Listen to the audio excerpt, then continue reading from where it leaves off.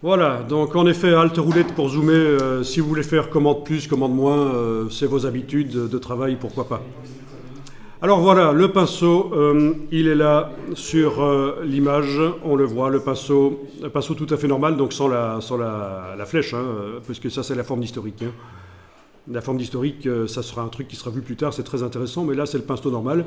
Alors il est possible que vous ayez une croix à la place comme ça, parce que votre touche verrouillage majuscule sur le clavier est enclenchée, donc dans ce cas-là vous la désenclenchez, vous devriez voir le rond.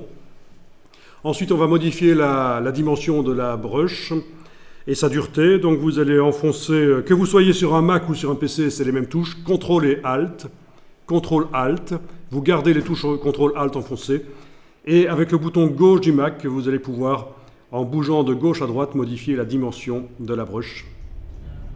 Et de haut en bas, c'est la dureté. Donc je vais vous demander de mettre une dureté de 100% ici, et pour l'exercice, et vous faites un diamètre, voilà comme ça. Donc si vous essayez de faire ça sur un PC, ce sera toujours les touches CTRL-ALT, mais ce sera le bouton droit du PC. Ici on est sur un Mac, CTRL-ALT, bouton gauche, la dimension de la brush. Ok, alors on va aller utiliser la palette de couleurs. Vous l'avez sans doute déjà sur l'écran, la palette de couleurs. Sinon vous faites menu fenêtre, couleurs. Je l'ai détachée en la prenant par son nom, hein, par son onglet, je vais pouvoir l'agrandir.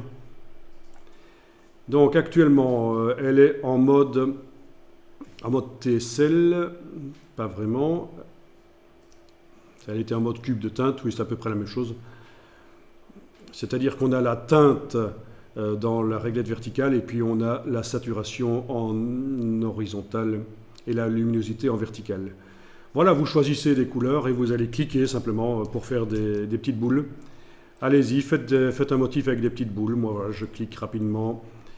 J'agrandis la brush éventuellement. C'est pas très important, c'est juste pour l'exercice. On est en train de créer un motif qui va se répéter. Voilà. Ok, c'est bon. On n'a pas besoin de tout remplir, nécessairement. J'aurais pu, avant de faire ça, remplir par une couleur. Hein. Édition, remplir, avec, couleur, et choisir une couleur ici, en mode teinte saturation. C'est la même chose que ce qu'on vient de faire dans la boîte. Ou alors, Alt suppression, qui envoie la couleur qui est à l'avant-plan dans l'image, mais j'annule. Enfin voilà, sur un fond blanc, ça me plaît bien. Et l'image, bien sûr, on devrait normalement l'enregistrer sur le disque dur pour ne pas la perdre, mais ce n'est pas très important ici. On aurait dû normalement faire les boules chacune sur un calque pour pouvoir les bouger facilement. Là, on ne peut plus les bouger, bien sûr, puisqu'on a travaillé sur le même calque. Voilà. Et alors, on va l'envoyer dans la palette des motifs. Donc, pour ça, vous faites édition, utiliser comme motif. Édition, utiliser comme motif. Je vais le renommer. Bon, c'est utile parce que dans la palette motifs, quand on fait édition remplir avec motif, on peut les afficher par liste. Et alors, les noms, ça a de l'importance. Voilà, elle y est.